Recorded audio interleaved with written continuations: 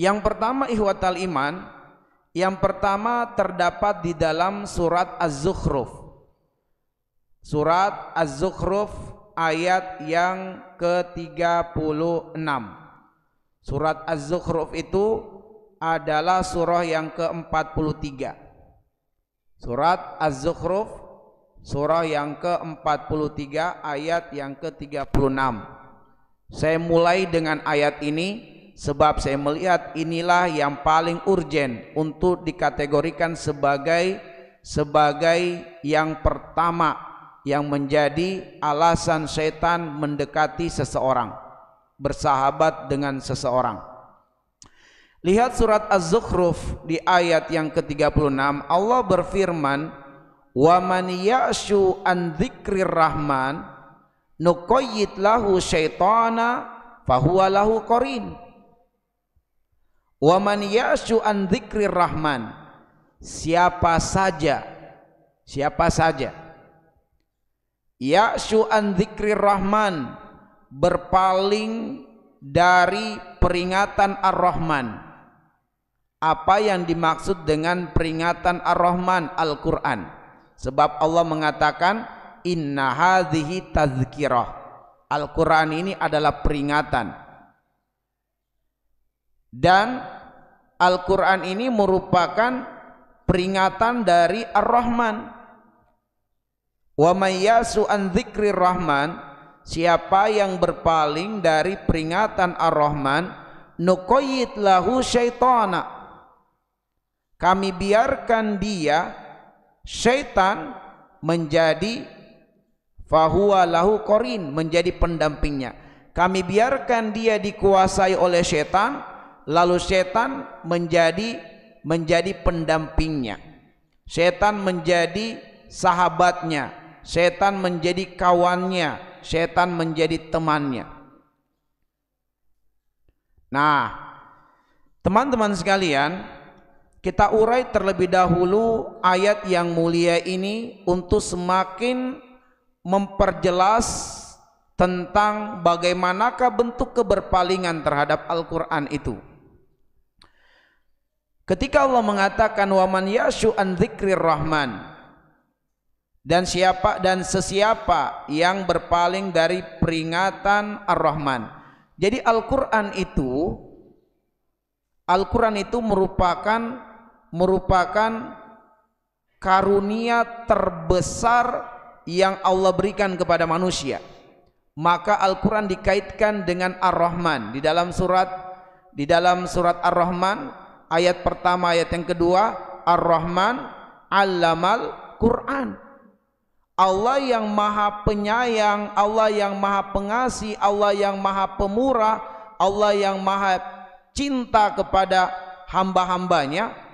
Lalu kemudian bentuk kasih sayang Allah terbesar kepada manusia, bentuk kemurahan Allah yang terbesar kepada manusia, bentuk kecintaan Allah terbesar kepada manusia, 'allamal Quran, mengajarkan Al-Quran.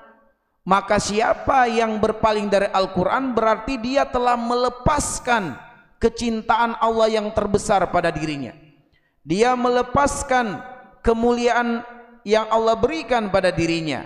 Dia melepaskan kasih sayang Allah terbesar pada dirinya. Dan dia melepaskan nikmat terbesar dari Allah pada dirinya. Al-Quran ini nikmat terbesar yang Allah berikan.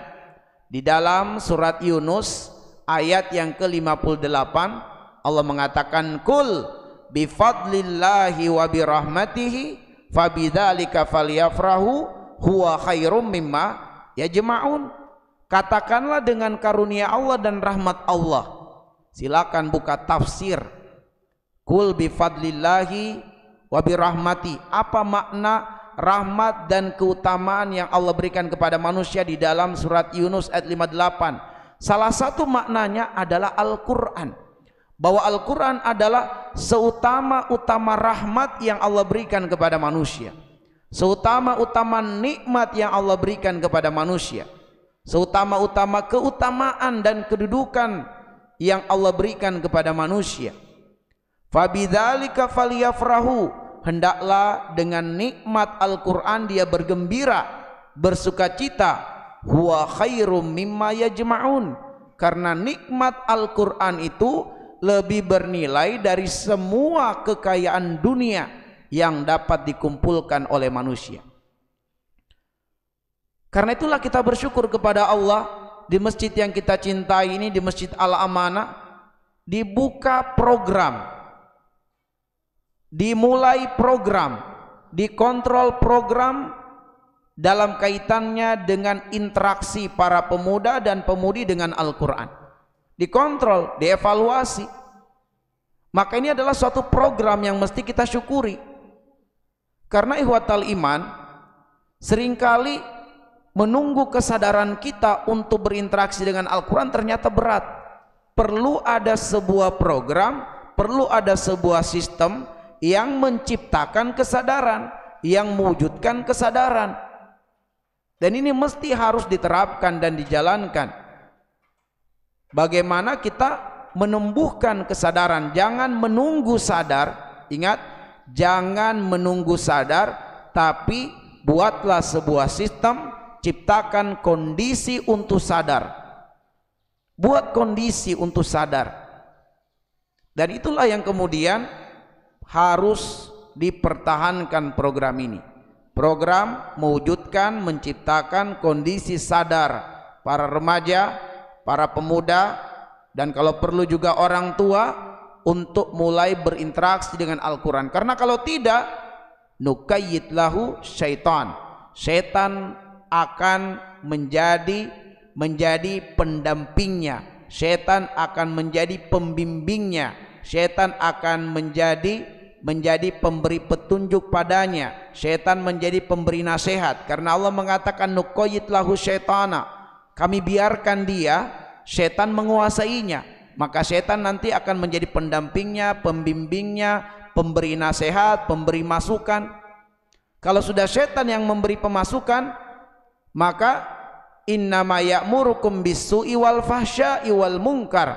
Setan pasti akan membisikkan seseorang yang menjadi kawannya itu untuk melakukan perbuatan al-fahsya, perbuatan al-munkar, perbuatan al-baghyu. Setan pasti akan membisikkan itu. Setan akan membisikkannya untuk bersuudzon kepada kaum muslimin dan berbagai kejahatan-kejahatan lainnya.